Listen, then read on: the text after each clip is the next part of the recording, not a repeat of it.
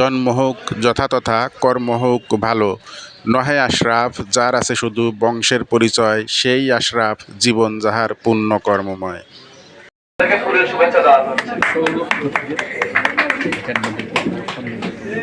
বলছিলাম জনাব অনিল চন্দ্র বর্মন, অতিরিক্ত প্রধান প্রকৌশলী মহোদয়, ঢাকা বিভাগ, ঢাকা এর আজকে বিদায় অনুষ্ঠান।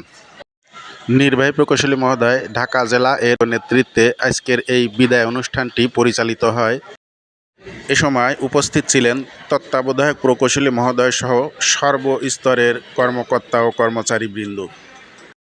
চাকুরি জীবনের বিদায় লগ্নে এসে অতিরিক্ত প্রধান প্রকৌশলী মহোদয় আজকে সর্বস্তরের কর্মকর্তা ও কর্মচারীবৃন্দের ভালোবাসায় সিক্ত। দেশের সর্বোচ্চ বিদ্যাপীঠ থেকে ডিগ্রি অর্জন করার পরেও একজন অনিল কুমার বর্মন অতিরিক্ত প্রধান প্রকৌশলী মহোদয় তৈরি হতে প্রায় 20 থেকে 25 বছর সময় লাগে।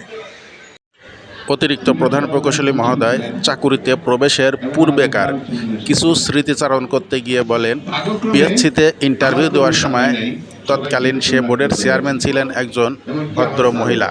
তিনি ছিলেন চিরকুমারী আর অনেকটা পুরুষ বিদ্বেষী।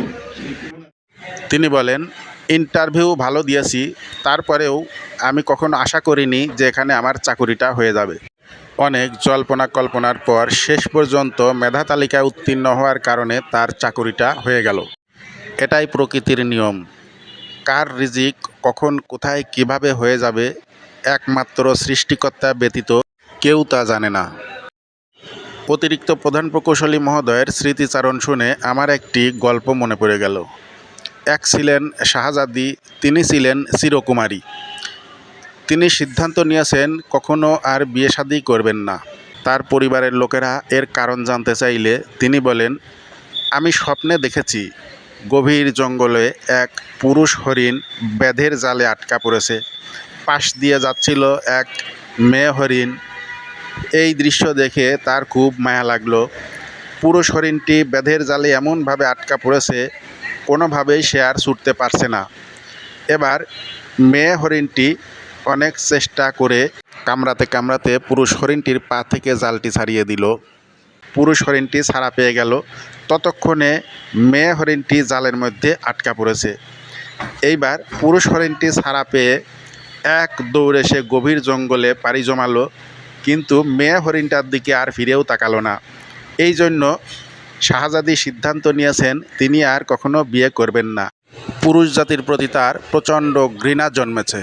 শেষ পর্যন্ত জানা যায় সে শাহজাদিও বিয়ে করেছিল, কিন্তু অতিরিক্ত প্রধান প্রকৌশলী মহোদয় যেই পিএসসি বোর্ডে ইন্টারভিউ দিয়েছিলেন সেই ভদ্র মহিলা শেষ পর্যন্ত বিয়ে শাদী করেছিলেন কিনা তা আর জানা সম্ভব হয়নি।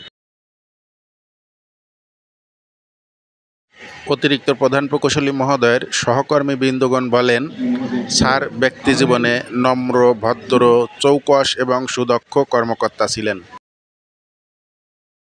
কাজের ক্ষেত্রে মান নিয়ন্ত্রণে কোনো আপোষ করতেন না। মাঠ পর্যায়ে কাজের পূর্ণতা দিতে তার দিক নির্দেশনা এবং তার দেয়া গাইডলাইন ছিল অত্যন্ত চমকপ্রদ এবং খুবই ফলপ্রসূ।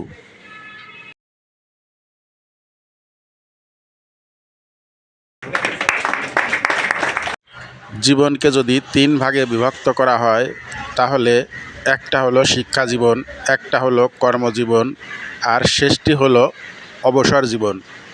তিনি সফলতার সহিত শিক্ষা জীবন এবং কর্মজীবন পার করেছেন। এবার অবসরের পালা। তিনি তার মেধা, মনন এবং শ্রম দিয়ে দেশ ও জাতির উন্নয়নের অগ্রযাত্রাকে অলংকৃত করেছেন তার সাধ্য অনুযায়ী। তার অবসর জীবন অনাবিল সুখ, শান্তি, স্বাচ্ছন্দ্যময় এবং আনন্দময় হোক, এই কামনায় আজকের মতো এ পর্যন্তই। আল্লাহ হাফেজ।